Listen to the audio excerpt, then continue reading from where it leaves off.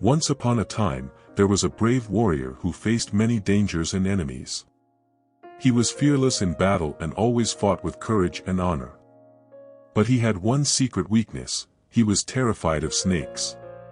He could not stand the sight of them and would run away in panic whenever he encountered one. He felt ashamed of his fear and tried to hide it from everyone. One day, he met a wise philosopher who taught him about Stoicism. He learned that fear is not something that comes from outside, but from inside. He learned that fear is a judgment that we make about things that are not under our control. He learned that fear is a negative emotion that disturbs our peace of mind and prevents us from living according to our true nature. He learned that fear can be overcome by changing our perspective and practicing rational thinking. This is the story of how the warrior conquered his greatest fear with the help of Stoicism. And this is the topic of this video: how to conquer your greatest fear with the help of Stoicism. In this video, I will share with you some valuable tips and advice from the ancient Stoic philosophers, such as Epictetus, Seneca, Cicero, and Marcus Aurelius, who faced many challenges and hardships in their lives, but remained calm and composed in the face of adversity. I will show you how you can apply their wisdom and guidance to your own life and overcome your fears and anxieties. But before we begin, please make sure to activate the notification bell, so that you don't miss any of my future videos. I promise you, they will be worth your time and attention. And don't be weak and stay till the end, because I have a special surprise for you. Main part. Chapter 1: What is fear and why do we fear? What is fear and why do we fear? Fear is a natural and instinctive response to a perceived threat or danger. It is a survival mechanism that prepares us to fight or flee from harm. Fear can be useful and adaptive in some situations, such as when we face a wild animal or a hostile enemy. But fear can also be harmful and maladaptive in other situations, such as when we face a harmless snake or a friendly stranger. Fear can be irrational and excessive, causing us to overreact or avoid situations that are not really dangerous or harmful. Why do we fear things that are not really threatening or harmful? The Stoics had a simple and profound answer: we fear because we do not understand. We do not understand the true nature of things, and we do not understand ourselves. We do not understand that the things that we fear are not under our control and that they do not affect our happiness or well-being. We do not understand that the only thing that is under our control and that affects our happiness or well-being is our own mind and our own judgments. We do not understand that we have the power to choose how we react to the things that we fear and that we can change our perspective and attitude towards them. As Epictetus, the former slave and Stoic teacher, said, "Men are disturbed not by things, but by the views which they take of them." Enchiridion 5. And as Seneca, the Roman statesman and Stoic philosopher, said, "We suffer more often in imagination than in reality." Letters to Lucilius, 13. So, the first step to conquer your fear is to understand what fear is and why you fear. You need to examine your fear and question its validity and rationality.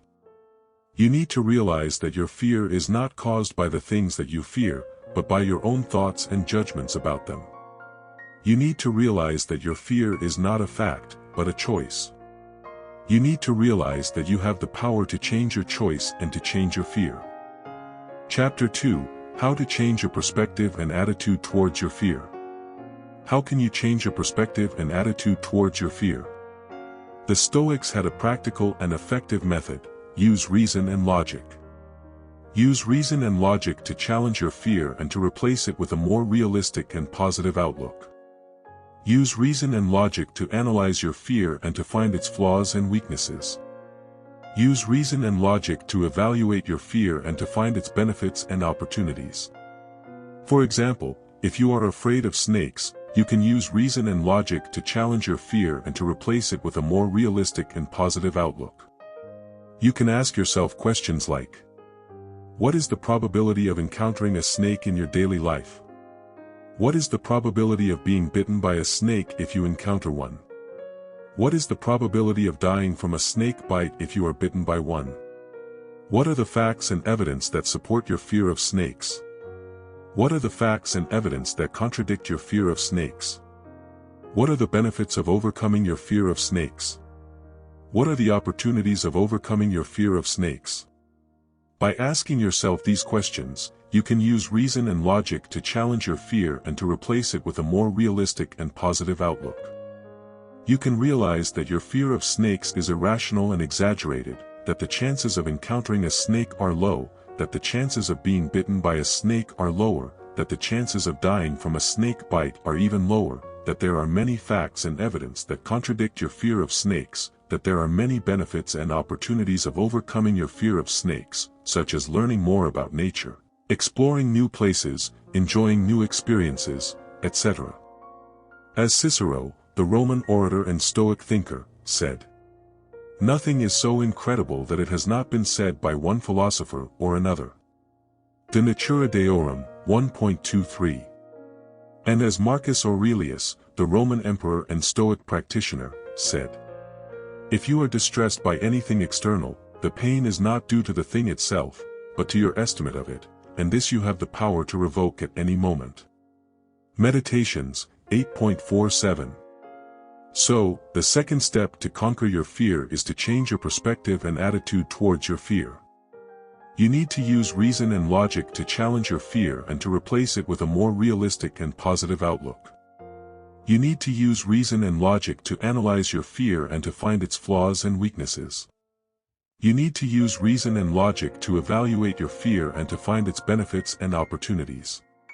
Chapter 3, How to Face Your Fear and Overcome It.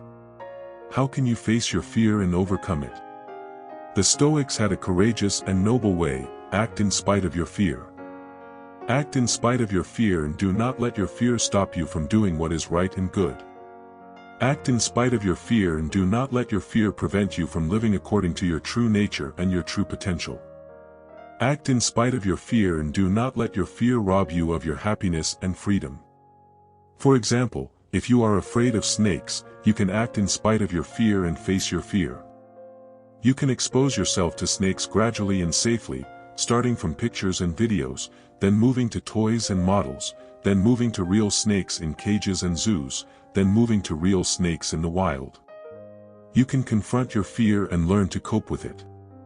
You can accept your fear and learn to tolerate it. You can overcome your fear and learn to master it. As Epictetus said, "Don't demand that things happen as you wish, but wish that they happen as they do happen, and you will go on well." Enchiridion, 8. And as Seneca said, "It is not because things are difficult that we do not dare, it is because we do not dare that they are difficult." Moral Letters to Lucilius, 104.26. So, the third step to conquer your fear is to face your fear and overcome it. You need to act in spite of your fear and do not let your fear stop you from doing what is right and good. You need to act in spite of your fear and do not let your fear prevent you from living according to your true nature and your true potential. You need to act in spite of your fear and do not let your fear rob you of your happiness and freedom. Chapter 4, How to Maintain Your Calm and Composure in the Face of Fear. How can you maintain your calm and composure in the face of fear? The Stoics had a serene and peaceful way: practice self-control and discipline. Practice self-control and discipline and do not let your fear affect your emotions and actions.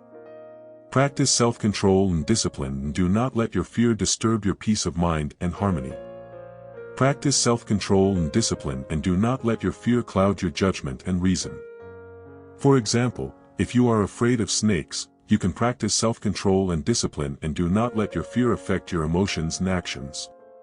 You can control your breathing and relax your muscles. You can control your thoughts and focus on the present moment. You can control your words and speak calmly and confidently. You can control your actions and act rationally and wisely. As Epictetus said, "The chief task in life is simply this: to identify and separate matters so that I can say clearly to myself which are externals not under my control, and which have to do with the choices I actually control. Where then do I look for good and evil? Not to uncontrollable externals but within myself to the choices that are my own." Enchiridion, 1. And as Marcus Aurelius said, You have power over your mind, not outside events. Realize this, and you will find strength. Meditations, 4.12. So, the fourth step to conquer your fear is to practice self-control and discipline, and do not let your fear affect your emotions and actions.